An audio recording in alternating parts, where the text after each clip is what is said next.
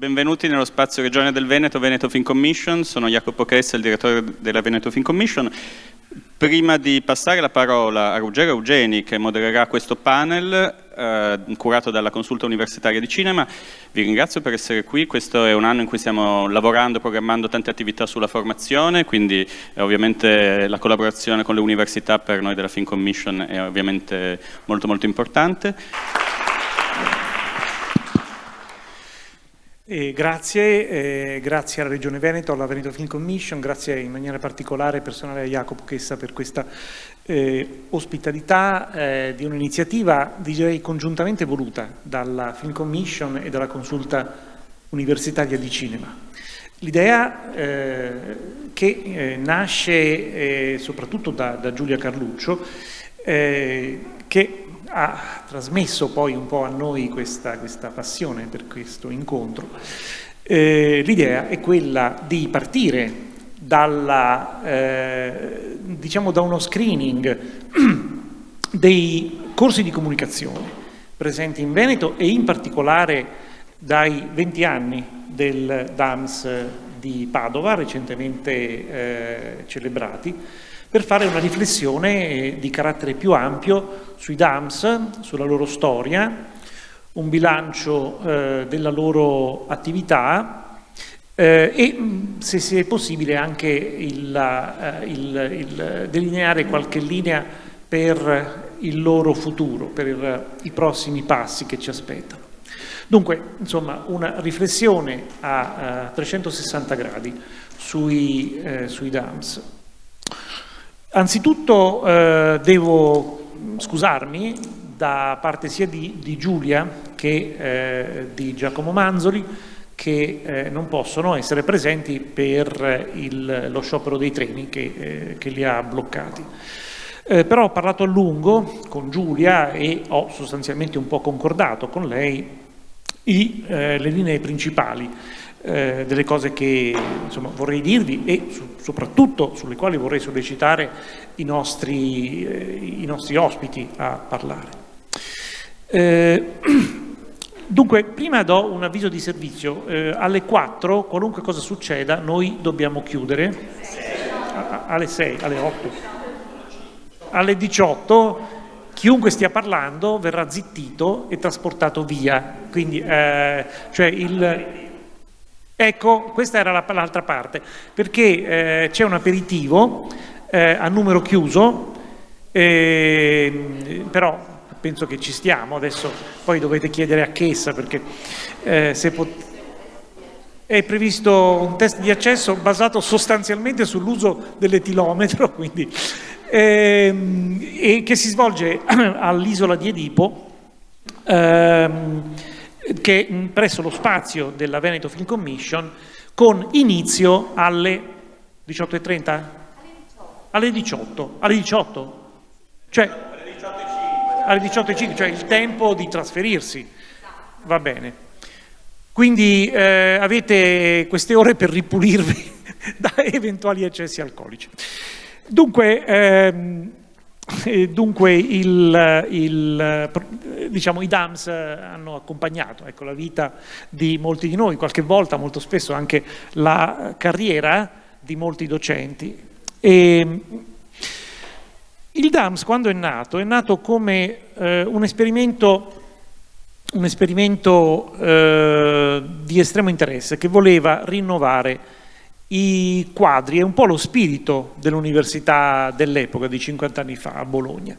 Naturalmente Giacomo Manzoli ve lo potrebbe raccontare molto meglio di me, io posso soltanto farlo per sommi capi. Si trattava di svecchiare un'università, si trattava di immettere all'interno dei circuiti della ricerca dei nuovi saperi, delle nuove competenze, si trattava di farlo creando per un verso delle nuove figure professionali che al tempo erano ancora abbastanza incerte, poi si sono sempre di più precisate, come operatori culturali, organizzatori di eventi, operatori nel mondo editoriale, qualche volta operatori nel mondo teatrale o nel mondo musicale, qualche volta anche artisti e così via.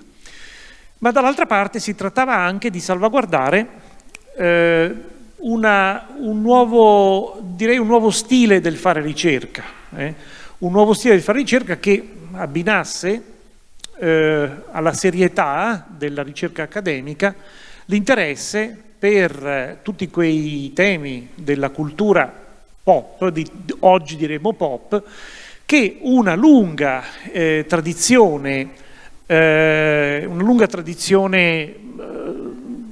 di studi italiani, se non ci fosse Sainati direi una tradizione crociana, aveva tenuto ai margini dell'accademia. Questi due fronti di intervento, capite? Cioè da un lato i saperi accademici, l'elaborazione di saperi, l'elaborazione di quadri culturali, e dall'altra parte la formazione professionale, hanno costituito da quel punto in poi una sfida costante dei DAMS. Oggi noi abbiamo per l'anno 22-23 ben 25 DAMS di laurea L3 e 28 corsi di laurea magistrale LM65. Quindi si tratta ormai, diciamo, di una realtà profondamente consolidata nel panorama accademico italiano. Però, secondo me, a me pare che tutta una serie di questioni siano ancora sul piatto, hanno conosciuto una certa evoluzione, ma sono sostanzialmente ancora sul piatto. Da un lato c'è il problema della ricerca, indubbiamente, da un lato cioè c'è la domanda su come il tipo di saperi che noi abbiamo elaborato all'interno dei DAMS e all'interno dei corsi di comunicazione in maniera più ampia se ha imparato a dialogare con altre forme del sapere, che tipo di dialogo internazionale, di internazionalizzazione ha saputo avviare e in che misura ha scosso, se lo ha fatto, magari scopriamo che è stata più la televisione berlusconiana a farlo, quella distinzione tra saperi alti, saperi bassi, tra cultura alta, cultura pop, che qualche volta ci si porta ancora dietro. Dall'altra parte c'è la questione delle professioni, in che maniera i DAMS hanno contribuito, un po' lo abbiamo detto, a profilare delle nuove professioni, in che maniera i DAMS hanno dialogato con e dialogano con i mondi professionali. La Cook da alcuni anni ha aperto un cantiere di dialogo con professionisti della comunicazione, con professionisti o anche con le stesse istituzioni, col mondo delle istituzioni che sostiene, accompagna, circonda, promuove o deprime i mondi della comunicazione.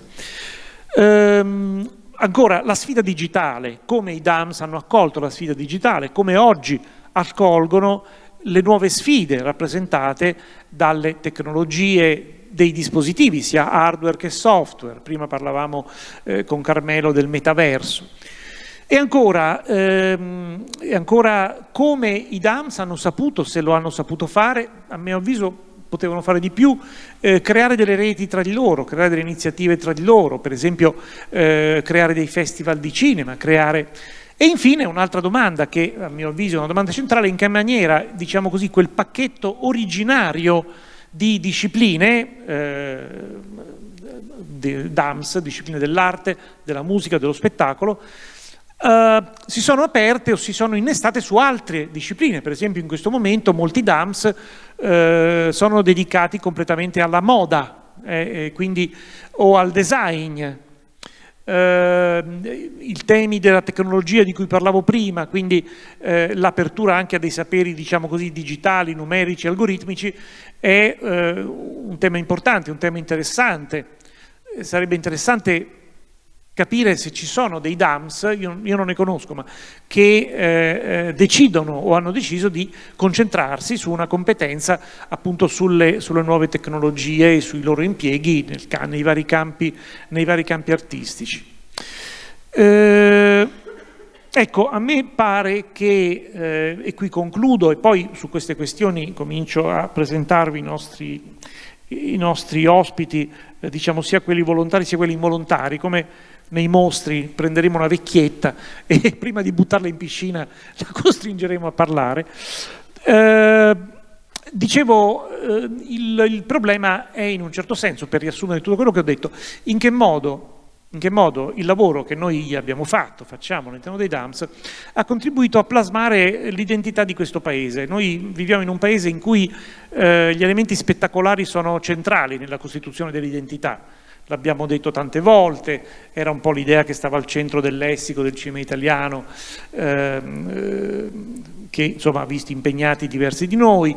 L'idea che le forme dello spettacolo non siano accessori, non siano periferiche, ma costituiscano il nocciolo, perlomeno il punto di aggregazione dell'identità del nostro paese, dà a mio avviso una forte responsabilità al lavoro che facciamo e si riflette anche su una domanda su quanto siamo stati capaci, quanto siamo e quanto saremo capaci di rispondere a questa responsabilità sulla formazione delle persone che sono destinate ad un compito, sostanzialmente, lo vogliano o no, politico, che è appunto quello del contribuire a profilare l'identità profonda dell'Italia, come peraltro tante ricerche contemporanee, oggi molta ricerca storica, come sapete, sul cinema lavora proprio su questi aspetti, in che maniera lo spettacolo, il cinema ha plasmato per esempio la sessualità, l'intimità, le identità profonde del paese. E tutto questo mi sembra convergere su questa riflessione che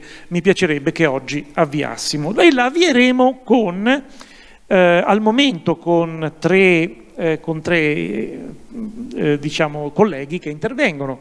Rosa Maria Salvatore della Università degli Studi di Padova, con Marco Dalla Gassa dell'Università Ca' Foscari e con Carmelo Barabello della Università UAV.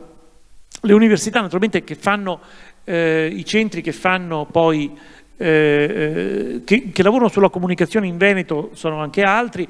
Vorrei ricordare soprattutto Verona, che è un po' la grande assente di oggi, perché i colleghi veronesi sono impegnati all'estero in alcuni convegni, ma come dire,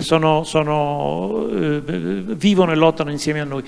E quindi darei prima la parola a Rosa Maria Salvatore, non solo per, come dire, per galanteria, ma perché proprio dalla celebrazione del DAMS è partita l'idea di questo incontro. Quindi a te la parola e grazie. Allora, date le mie proporzioni, mi spingo perché nuoto in questo bellissimo divano.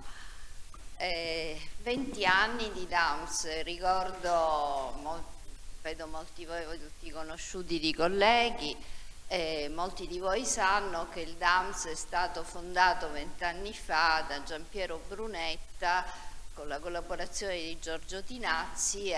Sono stati 2 docenti di cinema che sono stati, insomma, 2 colonne veramente significative della teoria del cinema. E in Italia hanno avuto esatto, cioè non sto qui a elardire. Al contempo, se pensiamo ai 20 anni che sono trascorsi, il mondo è mutato radicalmente, quindi anche i corsi di studio hanno i piani didattici, l'organizzazione dei corsi di studio hanno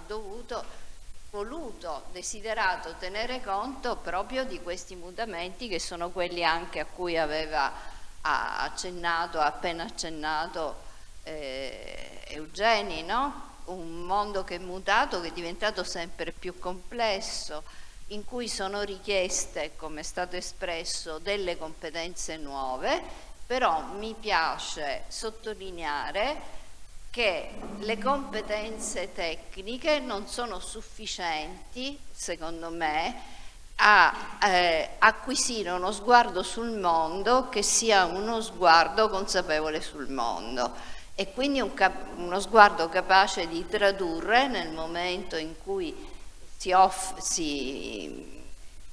non solo nel momento in cui gli studenti seguono i singoli insegnamenti, ma anche nel momento in cui si inseriranno nel mondo del lavoro, a mantenere da un lato quella curiosità, quella ricerca, quella passione per la conoscenza, per il sapere, per tutti i dispositivi, per tutte le modalità tecnologiche che oggi abbiamo a disposizione, ma serve anche contemporaneamente una solidità rispetto a un sapere, perché se no si rischia di acquisire competenze, scusate, è una parola che a me piace cioè non mi piace, no, non mi piace relativamente, nel senso che è sempre più scomparsa la parola conoscenza. Anche per acquisire delle competenze bisogna avere delle conoscenze, quindi continuiamo in ogni caso a Padova a cercare di coniugare i due termini, affrontando anche gli studi per esempio sul cinema in una maniera più ampia rispetto a quanto storicamente è stato fatto, con una visione sicuramente molto più allargata rispetto alle varie appunto pratiche che riguardano il cinema e alle varie. Però ciò che mi interessa soprattutto affermare rispetto al corso di studi, a come è mutato nel tempo, è che noi stessi docenti abbiamo dovuto fare un'operazione anche rispetto alla nostra formazione, non restare, tenere conto dei saperi consolidati, che molto spesso vengono oscurati da mode che poi durano il tempo che durano, e al tempo stesso cercare di acquisire un modo nuovo di guardare il mondo, modo nuovo di guardare il mondo che ci arriva anche dagli studenti stessi, no? Cercare di cogliere anche delle sollecitazioni dal mondo giovanile che a volte rimane ancorato, si fa trascinare da singole mode, e là dobbiamo intervenire noi per cercare di far attraversare quel momento, ma anche di aprire uno sguardo più ampio sul mondo e al tempo stesso avvicinarli a qualcosa di molto concreto. Alcuni dei laboratori, noi abbiamo molti laboratori proprio perché riteniamo che alla solidità di una posizione teorica va affiancato anche il contatto con le pratiche, no? E al tempo stesso io continuo ogni anno a spiegare agli studenti che chiunque adesso anche con uno smartphone può girare un video, ma perché un video abbia senso e possa partecipare a un festival, appunto tornando alla questione dei festival, forse una consapevolezza teorica sulla modalità di composizione dell'immagine è necessaria per non cadere nella banalità del quotidiano, no? Quindi il tentativo è quello di stimolare gli studenti a esercitare, diciamo,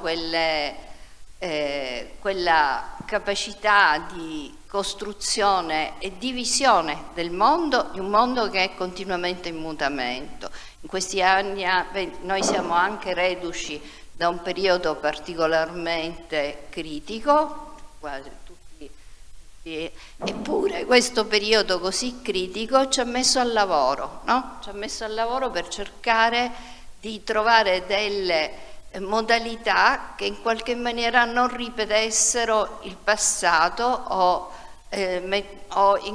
cercassero di trovare dei modi per non far sopravvivere, ma per continuare a fare vivere la ricerca, la curiosità per il sapere e al tempo stesso per il mondo che attraversiamo.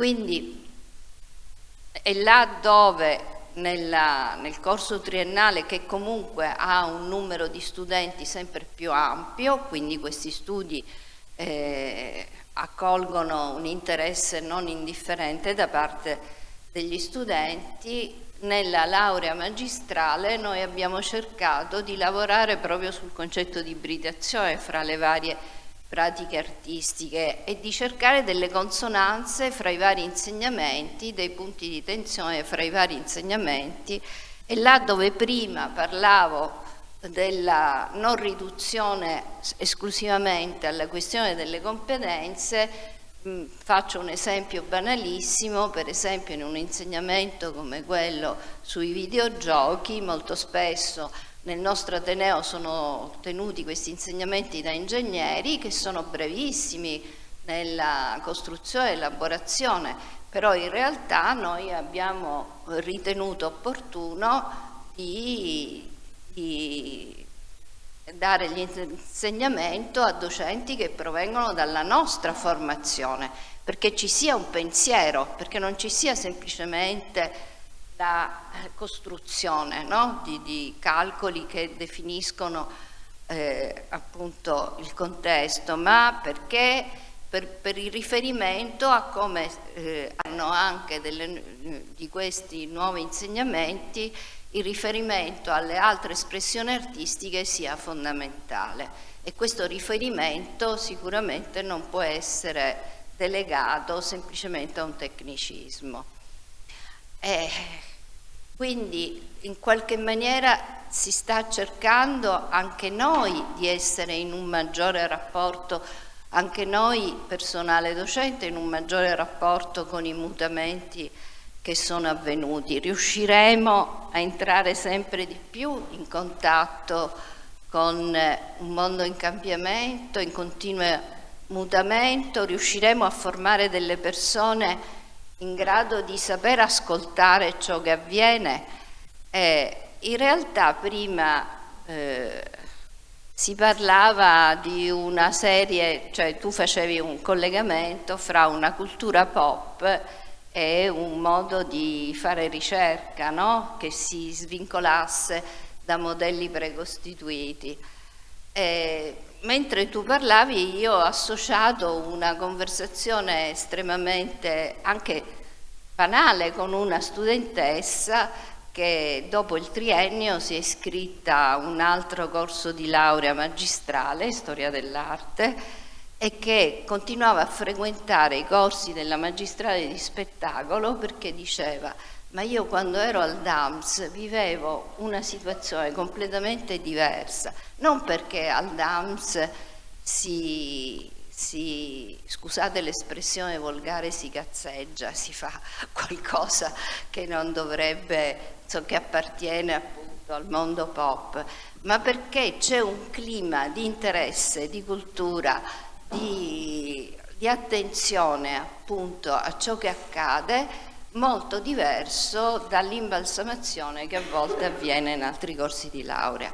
Allora, in un certo senso, mantenere questo stato di tensione rispetto, questo mood, questa che non è solo una sorta di legame anche che esiste all'interno dei corsi di laurea, e costruire attraverso questo stato, no, di vicinanza, di attenzione, di curiosità rispetto ai mutamenti nel mondo appunto tecnologico, ma anche dei dispositivi, della cultura visuale, cioè avere attenzione a tutto questo ambito, ha favorito la possibilità anche che negli ultimi anni in realtà il DAMS rispetto allo stereotipo, sia il DAMS che la laurea magistrale rispetto allo stereotipo che si iscrivono gli studenti però in realtà una volta laureati non troveranno mai lavoro, i dati, io non sono molto amica dei numeri e dei dati,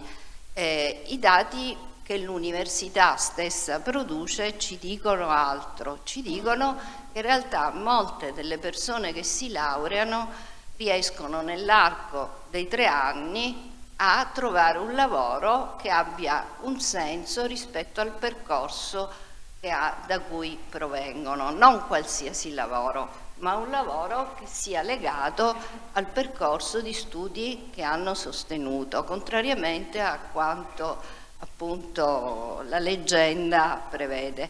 E credo che questo sia stato possibile perché studenti, docenti e l'interazione fra di loro ha consentito di in qualche maniera aprirsi, e le attività di ricerca svolta anche dai docenti ha consentito di aprirsi alla stratificazione, a un mondo sempre più complesso.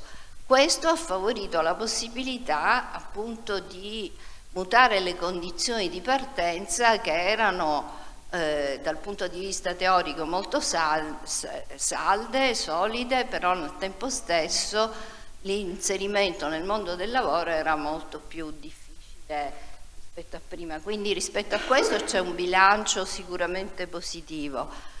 Ciò che io trovo invece rispetto ai temi che tu hai sollevato, trovo che dovremmo collaborare di più non solo fra i DAMS, ma anche se a Ca' Foscari non esiste un DAMS, fra quei corsi di laurea in cui sono presenti insegnamenti di cinema, quindi anche con Verona, ma non solo nella Regione Veneto, perché questo è un altro punto. La Regione Veneto, sto parlando nel contesto della Regione Veneto, però devo dire anche che a volte gli studenti ci appaiono un po' troppo legati al campanile, no? Di provenienza. Abbiamo faticato a riuscire a convincerli a seguire un periodo di Erasmus all'estero, ma devo dire che anche questa è stata una vittoria, perché alla fine siamo riusciti a creare quel movimento necessario per una formazione un po' più ampia, no? Per aprire la mente rispetto a un universo un po' più ampio rispetto alle questioni dell'internazionalizzazione.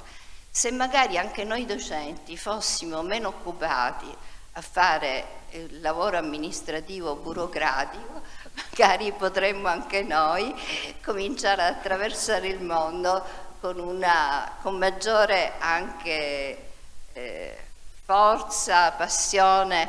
Negli ultimi anni non nascondo che tutto l'apparato di pratiche a cui siamo destinati un po', e vorrei che questo non avvenisse anche in altri luoghi, ci costringe a fare meno lavoro di ricerca, e questo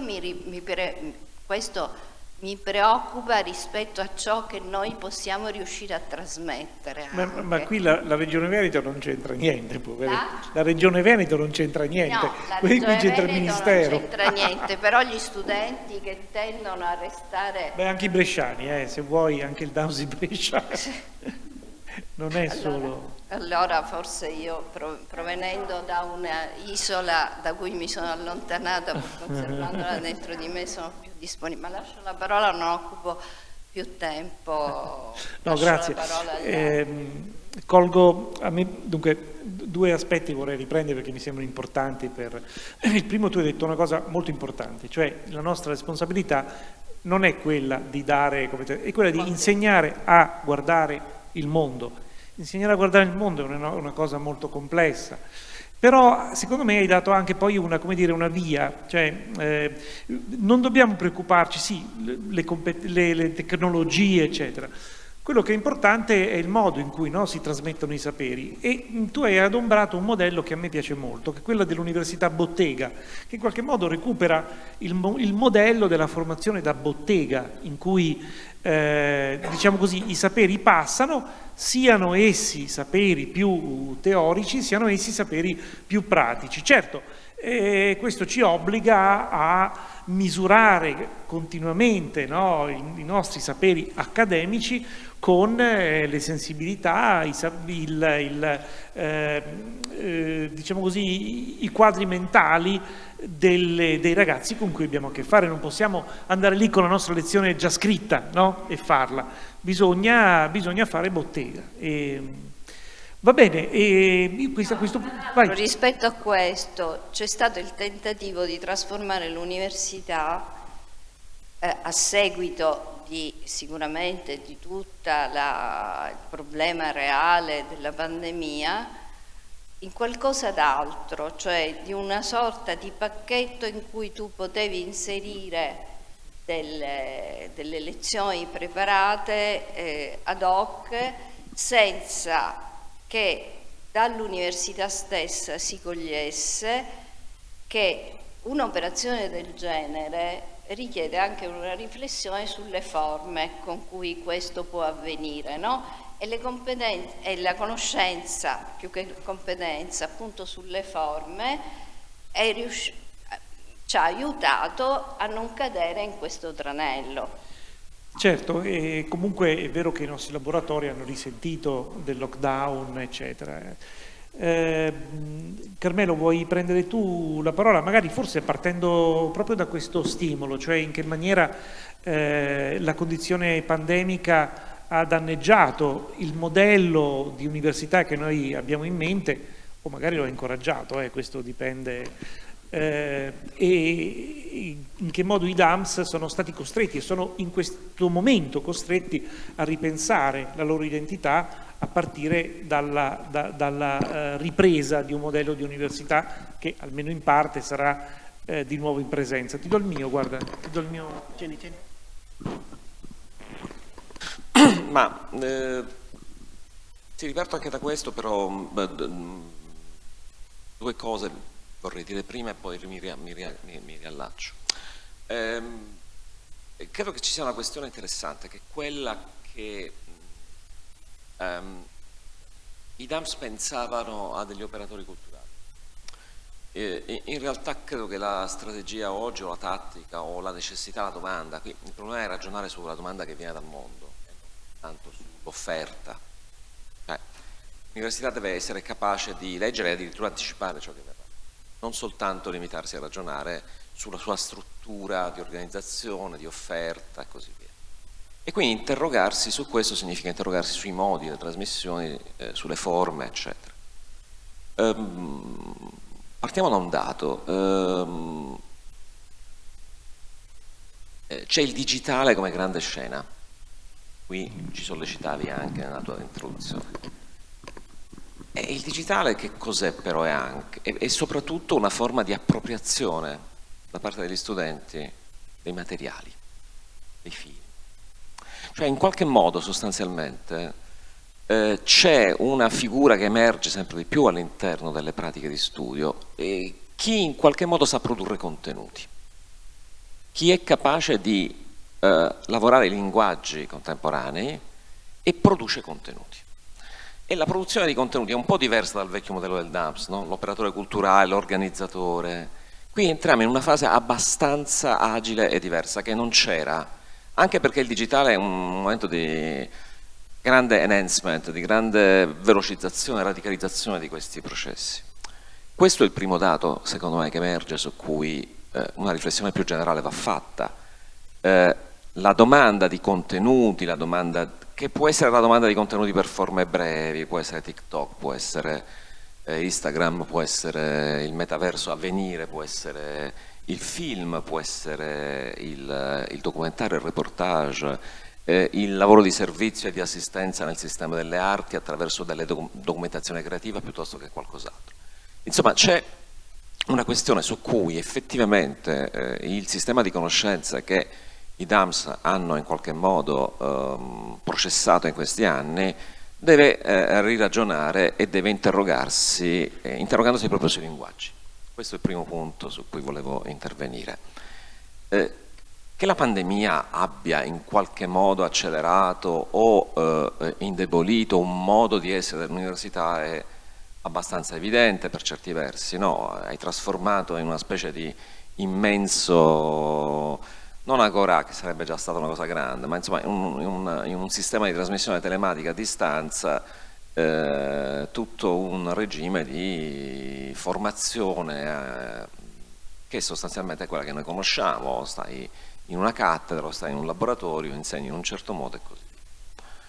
Questo però, a parte che oggi in qualche modo queste dinamiche in parte resteranno, e in parte evidentemente la capacità di poter ragionare anche sul fatto che da qualche parte in un archivio potresti anche conferire argomenti, lezioni almeno in parte, e altro invece demandarlo esclusivamente alla pratica live, all'idea di essere in qualche modo dentro un tuning che ogni giorno devi immaginarti con gli studenti, che si costituisce lì, nel qui e ora della lezione, nel qui e ora della classe. Beh, questo oggi sicuramente è un tema centrale, e al tempo stesso questo tema però si nutre inevitabilmente del trascorso di questi 3 anni e deve in qualche modo procedere e andare avanti. Che le pratiche laboratoriali e le pratiche, diciamo, di conoscenza, competenza diffusa siano pratiche su cui confrontarsi, questo è evidente oggi, è assolutamente evidente. Guardo te, ma sai, Augusto è andato via, ma questioni storiche della formazione, l'analisi filmica, no? Pensa cos'è oggi con il digitale la possibilità di andare a guardare davvero dentro la materia del film, cosa che non si poteva fare quando si ragionava nelle forme storiche dell'analisi filmica. Il dibattito era: adesso c'è il VHS, poi ci sarà il DVD e così via, ma oggi è la capacità letteralmente di impadronirti del materiale e rimontarlo, smontarlo, che vuol dire una forma di appropriazione, non vuol dire semplicemente la vertigine del fatto che posso giocare dadaisticamente a smontare un film. Ecco, questo per esempio cambia radicalmente il modo stesso di pensare non solo ai film, ma qualunque forma visuale, sostanzialmente. Questo è il primo punto, ed è un punto centrale. Molti di voi sanno che per formazione è una formazione anomala, avendo fatto fuori orario, blob, cose di questo tipo, quindi, ma quella era un'elite, eravamo 7 persone che lavoravano dentro un sistema. Adesso chiunque può sostanzialmente praticare queste forme di appropriazione. C'è un problema di competenza e conoscenza, c'è un problema di come la corda lunga della storia lavora le forme e come gli oggetti che oggi emergono facciano parte o meno di quale layer della storia, delle immagini, del cinema, delle arti e così via. Quindi evidentemente cresce, più il materiale è ricco, più la possibilità di tradurre questo materiale attraverso un sistema di appropriazione sempre più ricco, diventa maggiore la necessità di intelligenza sensibile di questi materiali, diventa maggiore l'ipotesi per noi di formare in fondo che cosa? Persone che sanno guardare criticamente al mondo e che sanno pensare il mondo, certo come spettatori, come cittadini, cittadine, spettatori. Il mondo prosumer ha inventato l'ipotesi di diventare autori, di diventare proattivi, autori anche di piccole forme, e molti dei nostri studenti chiedono, e studentesse chiedono anche questo, di essere, si identificano in questo processo attraverso una sorta di, non volontà necessariamente autoriale, ma una forma di capacità di impadronirsi davvero dei contenuti, di essere parte di questo processo sui contenuti. Come tutto questo stia col mondo delle professioni, ci sono professioni che sono già, come dire, stabilizzate, stabilite, il sistema del cinema è un'industria, l'audiovisivo, eccetera. Ci sono professioni a venire che si stanno formando in questo momento e che vanno intercettate, immaginate, che non sono più le... Pensate a cos'era insegnare scenografia fino a 20-25 anni fa e cos'è oggi lavorare con le scenografie digitali. Cambia radicalmente il senso stesso del lavoro, il montaggio è cambiato radicalmente. L'altra sera ero a cena con Renato Berta, che mi raccontava come è cambiato per lui il lavoro di fotografo dentro uno spazio digitale. La luce nello spazio digitale è diversa, e come delle volte questo significa fondamentalmente lavorare con autori che qualche volta hanno la nostalgia dell'analogico e che poi incredibilmente, confrontandosi con una possibilità enorme che il digitale gli dà, o si perdono oppure cercano, affascinandosi, di capire che cosa può accadere ancora. Siamo dentro questo orizzonte, secondo me. Quindi l'orizzonte anche del lavoro di docenza, del lavoro di costruzione dei saperi accademici, la trasmissione anche dei testi. Noi in fondo scriviamo, ma niente ci impedirebbe di lavorare ancora di più. Cioè Marco, ma io nel mio piccolo lavoro su materiali che sono anche altri, non soltanto dei testi. Possono essere altro, possono essere delle immagini filmate, dei lavori diversi di repertorizzazione, di costruzione diversa attraverso... Cosa voglio dire alla fine di questo brevissimo intervento un po' veloce che trascende e in fondo tradisce un po'? Mi chiedevi di lavorare a pandemia quanto... Allora, la pandemia non è una questione che tu metti parenteticamente, da una parte ed è finita, potrebbe anche ricominciare, improvvisamente la fragilità del mondo è venuta chiara a tutti, c'è un virus che ti può bloccare e blocca un miliardo di persone che nello stesso tempo si ritrovano davanti a un televisore o davanti a un computer a dover fare la loro vita quotidiana, e poi 1 miliardo diventano 2 e così via. Bene, questo è questo scenario. Dentro questo scenario enorme, che ha cambiato anche alcuni dei nostri comportamenti e che molti in realtà dimenticano con assoluta tranquillità, ci sono dei processi strutturali che riguardano veramente le forme di trasmissione del sapere. E l'università sicuramente o diventa attore o è passivamente un elemento che lavorerà a una traduzione elementare di tutto questo. Cioè, appunto, facciamo degli archivi, e poi ciascuno si fa il download delle lezioni. Questo francamente no. Credo che l'università abbia un altro obiettivo, un altro scopo. Non dico di no evidentemente a questi strumenti, che ci siano 30 lezioni in archivio che qualcuno possa downloadare quando vuole durante l'anno, va anche bene. Questo è il punto. I TED vanno bene, YouTube va bene, ma resta anche il fatto che ci sono dei momenti di formazione del sapere che sono legati all'essere qui e ora. Questo essere qui e ora, senza mitizzare la liveness, che non mi interessa neanche mitizzare, mi interessa soltanto se traduciamo questo modo di formazione del sapere attraverso se necessario anche un attrito con i linguaggi della contemporaneità, anche in uno sforzo di scontro, di dire dove ci si posiziona e come ci si posiziona. Questo è centrale secondo me dentro il lavoro di quella che chiamiamo università, quella che dovremmo chiamare una comunità più o meno sensibile, che si forma di volta in volta, cambia nel tempo, intorno a quello che emerge dal mondo e cerca di interpretarlo, anticiparlo quando possibile, e che non si limita a ragionare sulla sua offerta interna, ma cerca di capire davvero che cosa emerge. I barbari, l'Ix sunt leones, i barbari digitali che fanno le liste, qualche anno fa uno studente mio, quando insegnavo alla Bocconi, fece un rap delle mie lezioni. Fece un rap delle lezioni, un rap. Lo vogliamo e sentire. Me lo consegnò, prima o poi ve lo faccio sentire. E mi consegnò il rap delle lezioni. Ed era una enucleazione di alcuni concetti ripresi, molto chiaramente. Non per questo gli ho messo 30, era molto intelligente in generale il lavoro. Campionava anche la tua voce. Campionava la mia voce, campionava frammenti e poi li produceva. Questo era il suo modo di appropriarsi delle lezioni, però era lucido. A domanda rispondeva, non si limitava semplicemente a dire, fatto un'operazione, come dire, quasi plagiaire, prendo le citazioni del professore. No, non era questo.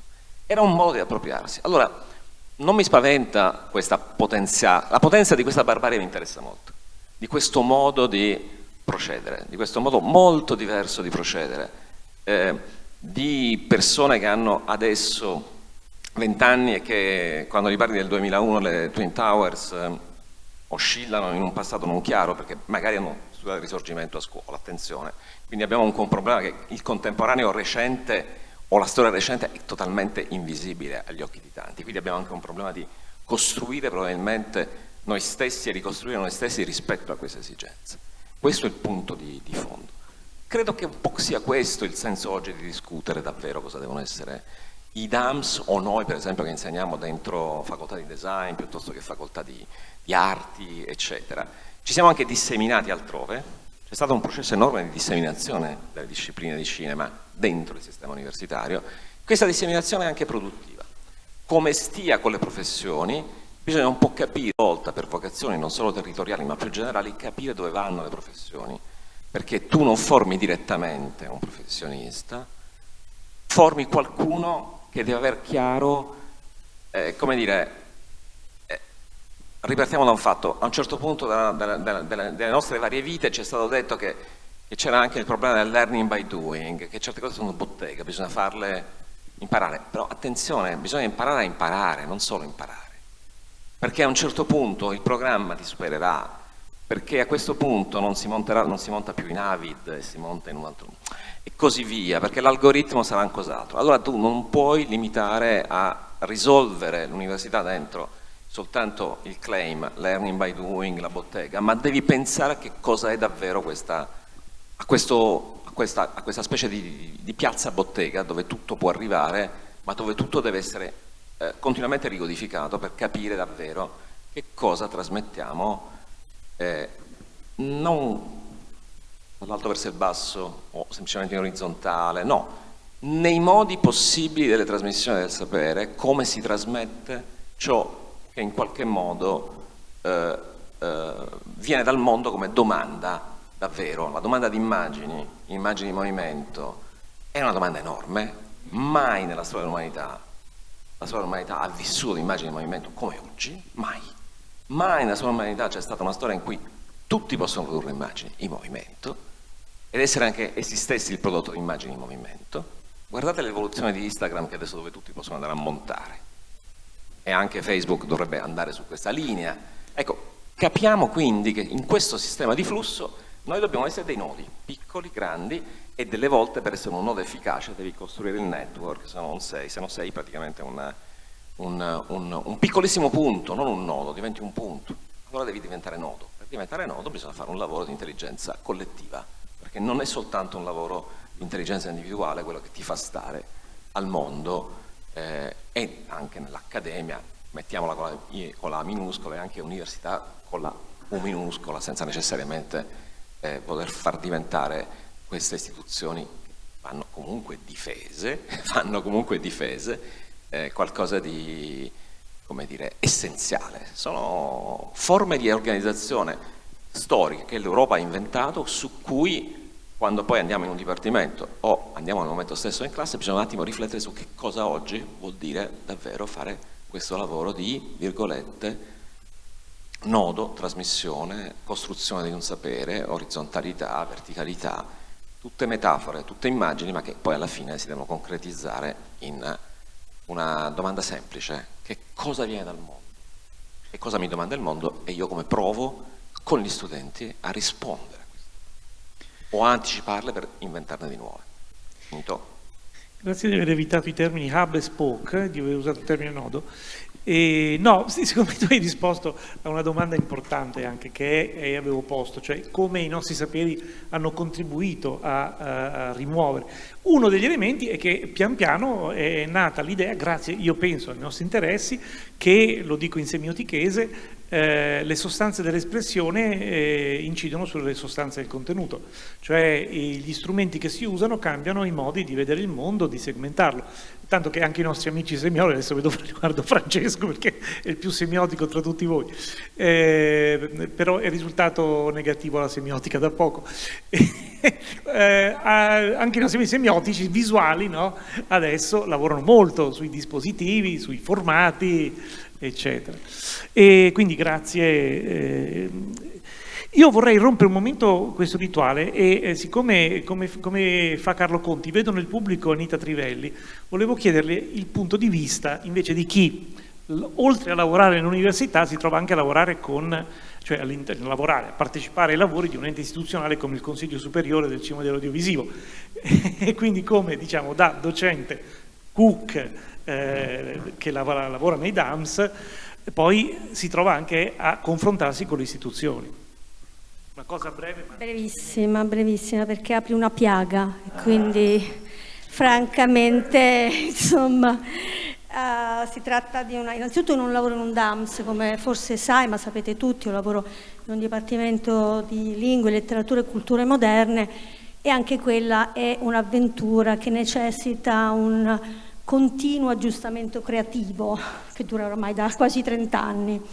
E in fondo quello che ho, diciamo, verificato è che anche il lavoro all'interno del Consiglio Superiore del Cinema e dell'Audiovisivo ha necessitato di mettere in gioco la stessa creatività, la stessa, come dire, forza di resistenza e resilienza di cui io poi non è che sono così dotata, è insomma un discorso che credo non sia proprio, diciamo, da affrontare in questa sede. Ecco, insomma, è sicuramente l'occasione, la mia partecipazione a questo consesso, di riflettere in maniera molto ma molto rigorosa appunto sul nostro impegno, su certi discorsi che sono stati condotti adesso da Rosa Maria, da Marabello, che sono davvero essenziali, imprescindibili e quanto mai necessari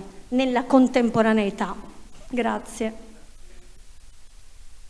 Allora la parola è a Marco Dalla Gassa per il terzo Ateneo, benissimo, per il terzo Ateneo veneziano, per il secondo Ateneo veneziano. C'è una domanda specifica a cui devo rispondere o vado a braccio? No, le domande sono quelle che abbiamo fatto e sentiti assolutamente libero.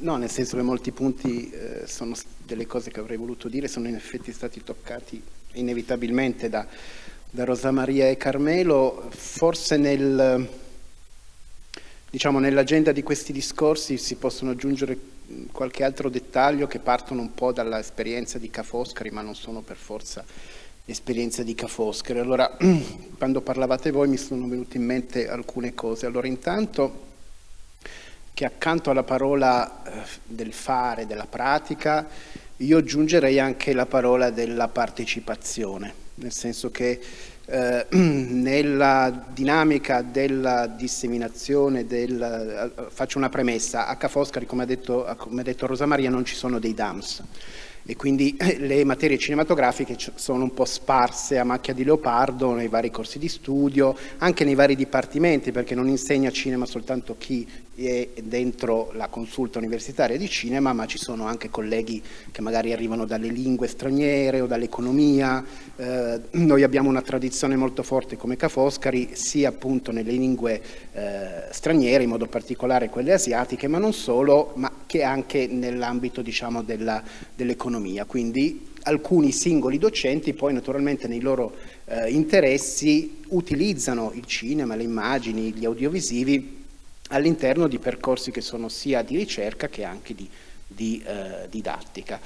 Quindi la nostra esperienza è un'esperienza di cinema diffuso, anche di arti audiovisive e diffuse, con l'altra grande caratteristica, questa più del mio dipartimento, di una tradizione nelle arti diciamo contemporanee, ma anche l'arte moderna e medievale, e nella filosofia, dove abbiamo un dipartimento composto da molti filosofi. Quindi l'esperienza di cinema a Ca' Foscari, alla luce poi di una serie di progetti che non sono andati a buon fine. Avevamo avuto un TARS, che era una specie di DAMS, che era un diploma universitario che voleva formare alle nuove professioni dello spettacolo, che però a un certo punto è stato chiuso. Avevamo anche un progetto con Padova, se ti ricordi Rosa Maria, di una magistrale di musica e arti performative, una cosa così, con i musicologi, sì, con i musicologi. Quindi diciamo queste esperienze un po' venute meno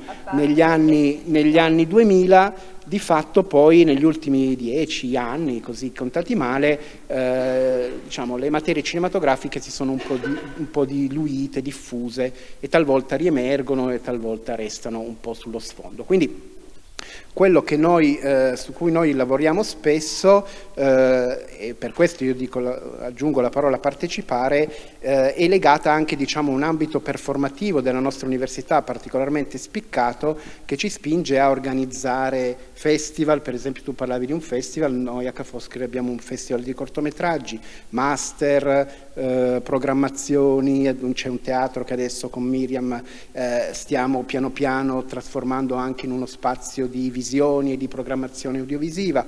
C'è un festival di letteratura che si chiama Incroci di Civiltà, nel quale poi ci sono però anche tutta una serie di affacci al cinema.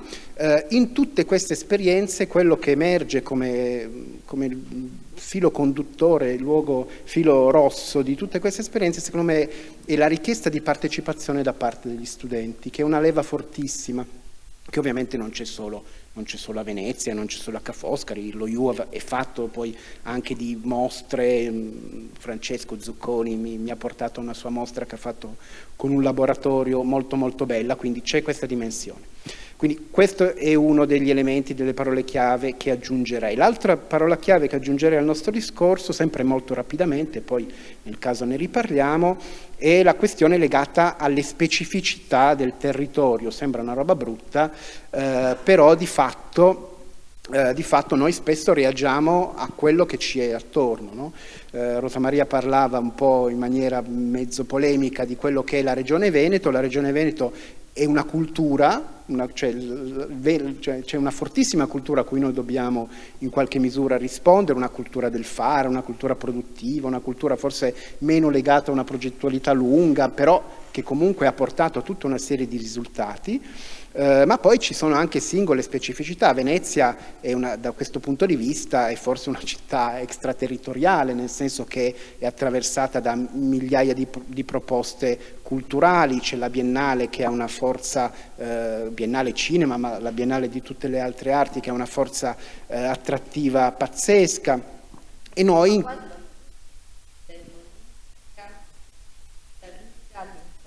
Tantissimo, noi abbiamo un sacco di studenti, per esempio, che lavorano qui alla Mostra del Cinema, che lavorano nei vari padiglioni, che per esempio c'è un corso di studio che si chiama Economia e Gestione delle Arti magistrale, che pensa di preparare, in alcuni casi ci riesce, in altri casi un po' meno, tutta la dimensione più economica, più gestionale di una produzione culturale, e anche in questo caso naturalmente i risultati ci sono. Si parla della Mostra del Cinema come il più grande festival d'Italia, del mondo, ma durante la Mostra del Cinema a Venezia, poco prima, ci sono altri 4 festival. C'è il Cinema Galleggiante, c'è Rete Cinema in Laguna, c'è un altro Venice Production Bridge, non mi ricordo come... No, quello è un altro, si chiama... ci sono vari altri, diciamo, proposte culturali che sono fatte da studenti, non per forza di Ca' Foscari, ma che arrivano da una formazione molto, molto elevata, molto, diciamo, diffusa, molto interdisciplinare. E il terzo elemento è quello appunto dell'internazionalizzazione, la terza parola che userei. Ca' Foscari da questo punto di vista si vanta, forse ha ragione, forse no, di essere un ateneo molto internazionale. Da poco noi siamo entrati in una rete di università, anche Guardo Ruggero, perché c'è anche la Cattolica che si chiama IMAX, che è una magistrale che forma studiosi ma anche organizzatori legati al cinema e media studies.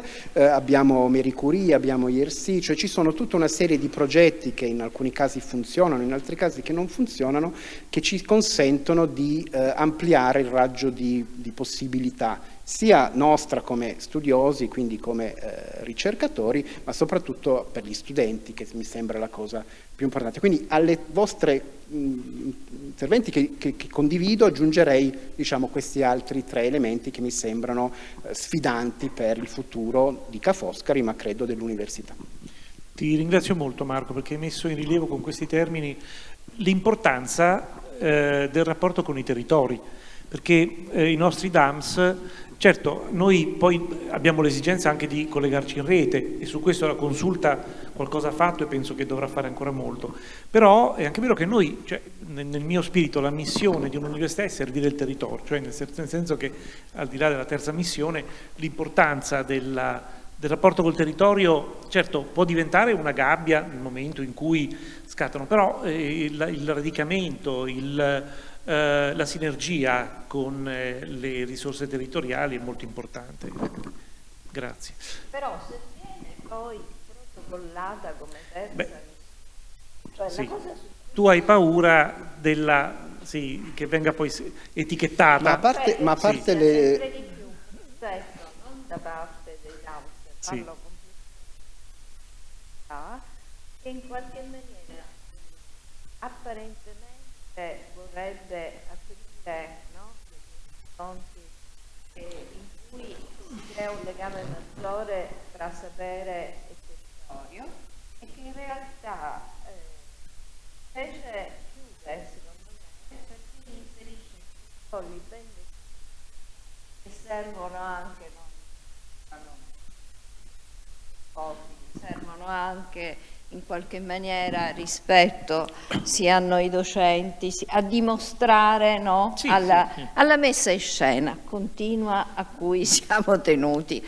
Ora, qua siamo insieme a moltissimi colleghi, quindi è inutile, posso sinceramente dire ciò che penso. Protocolli che a volte incidono stanno anche registrando, stai attento. Sul nostro modo anche di fare ricerca, tante volte ne ho discusso, no? All'interno della consulta. Allora, riuscire a sfondare un po' le pareti, proprio perché noi insegniamo ciò che insegniamo, no? E proprio per i motivi che sono stati e le questioni che sono state mosse fino adesso, io credo che dovremmo anche un po' risorgere. Mi sembra che un po' ci siamo cullati, no? In uno stato di assoggettamento, no? a questi modelli, e che forse, se non fosse connotato come terza missione che noi dobbiamo testimoniare fra le altre cose, le altre attività che dobbiamo testimoniare e mettere le varie bandierine, forse riusciremmo. Io personalmente riuscirei a trovare un desiderio maggiore rispetto forse dovremmo inventarci una quarta missione. Una quinta missione fino alla settima, c'è la settima missione di Fatima. Sì, poi... sì. Allora, se cominciamo sempre a trovare, è come quando non si esce dalle classifiche, insomma, un po' appunto essere un po' quello che dicevo prima, un mood diverso. Sì, fuori credito, diciamo, attività fuori credito. Siamo alle battute finali, vorrei chiedere ai tre presenti una rapida battuta. Partirei da Marco perché è particolarmente interessante la sua esperienza di documentarista, filmmaker, cioè questa doppia vita, Dr. Jack e Mr. Hyde. Anche lui però non ha ancora capito se Mr. Hyde è il documentarista o il docente. Ma io volevo portare un piccolo contributo acquisito proprio qui qualche giorno fa, di cui naturalmente sia Carmelo che Marco sono ben consapevoli e che mi sembra che vada detto perché riguarda in maniera forte la formazione universitaria, anche se diciamo in maniera un po' parallela nel settore audiovisivo, è che...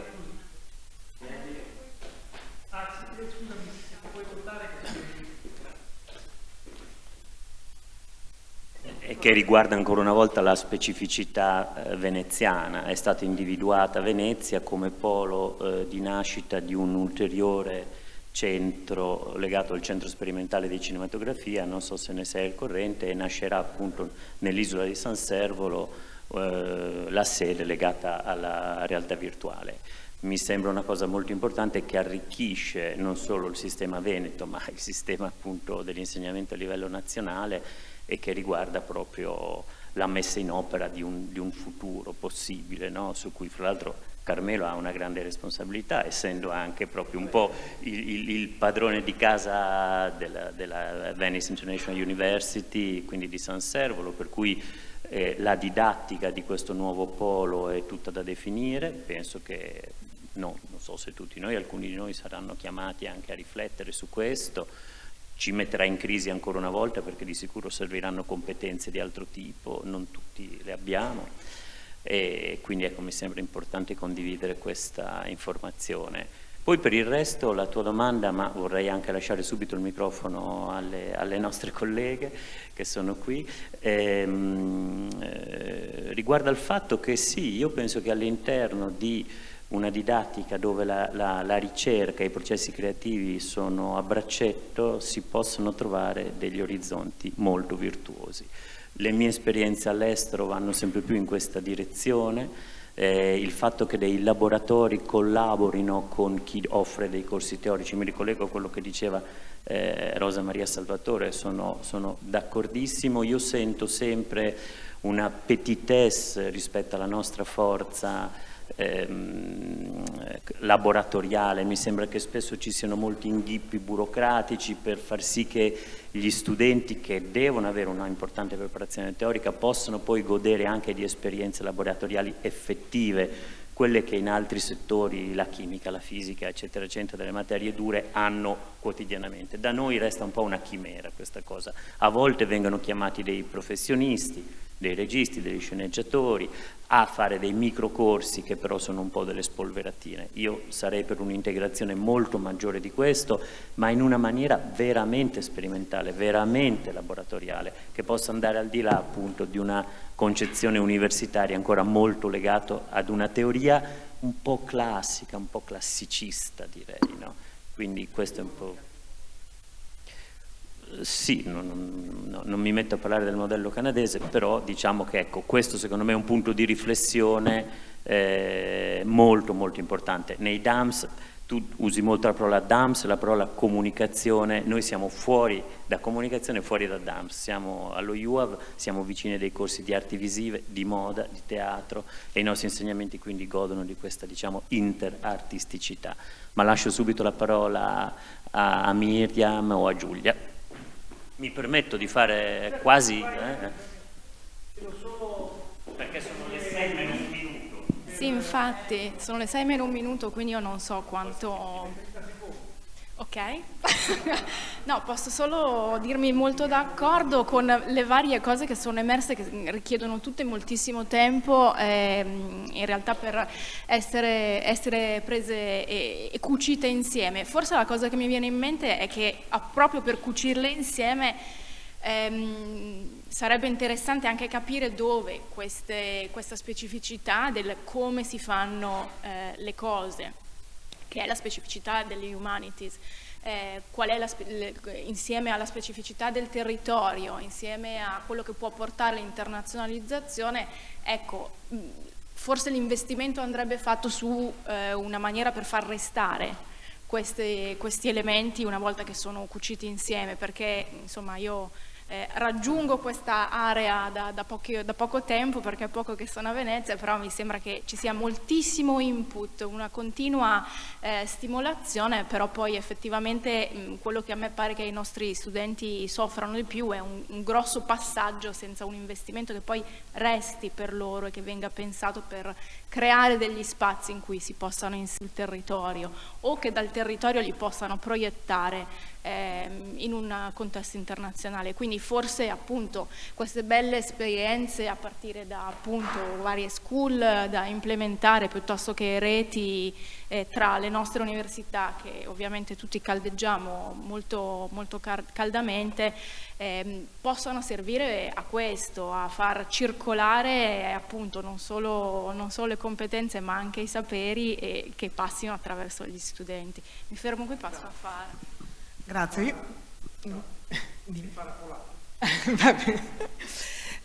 Sì, io condivido molte delle cose che sono state dette evidentemente, e vorrei però porre l'accento su uno spazio, come dire, una terra di mezzo che non è ancora stata toccata. Cioè, io sono qui anche perché da molti anni mi occupo dell'attività degli stage, che è un'attività che insomma da un lato inizialmente poteva essere anche intesa come una corvée ulteriore, no? Che ci è stata data, invece è uno spazio molto importante sia per la relazione con il territorio, ci fa capire quali sono le esigenze che non sono necessariamente quelle di entrare nelle grandi produzioni che poi devono andare a prendere l'Oscar, ma insomma c'è un'imprenditorialità magari poco conosciuta che però è resistente, è resiliente e manda avanti la vitalità di un territorio, e poi c'è la dimensione di stage che si affaccia invece all'esperienza internazionale, che deve lavorare gioco forza con l'internazionalizzazione e per esempio tutta la dimensione dell'Erasmus. A partire da questo luogo di osservazione insomma ci si può anche domandare di quale tipologia di studente stiamo parlando, perché secondo me oggi noi stiamo parlando solo di una tipologia, che è quella del giovane che deve essere preparato. In realtà come dire, sta entrando, ma secondo me è molto importante anche per le nostre competenze, il long life learning, no? Cioè in molti casi c'è invece la necessità, che non entrano poi in quelle statistiche, dopo 2 anni hai trovato lavoro, no, ce l'avevo già, ma dovevo, come dire, no, aggiornarmi rispetto a nuove tecnologie, da un punto di vista sia tecnologico, ma anche da un punto di vista delle forme dell'espressione, delle estetiche, no?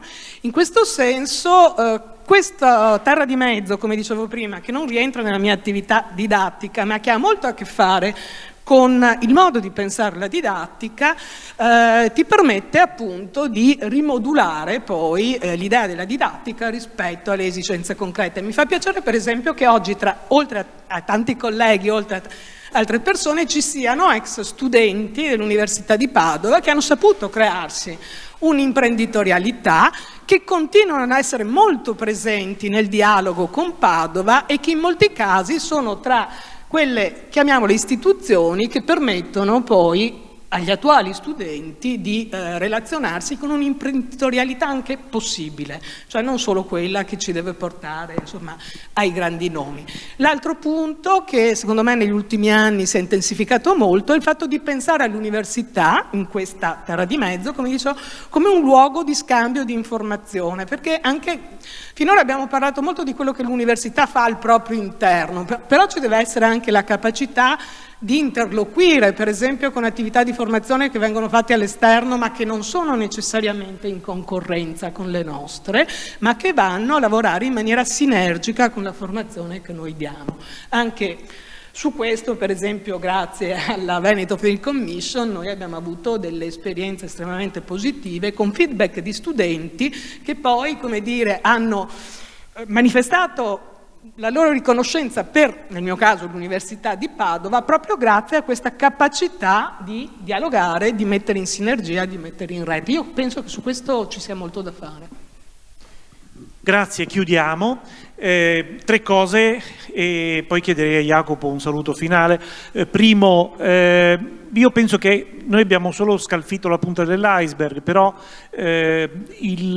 uno dei compiti, secondo me, della consulta di cinema è anche quello di promuovere questo tipo di riflessione, e quindi vi porto ancora i saluti di Giulia, che mi ha messaggiato prima pregandovi di salutarvi, si scusa ancora per non essere presente, ma l'idea era quella di lavorare su lavorare su questo tipo di riflessione.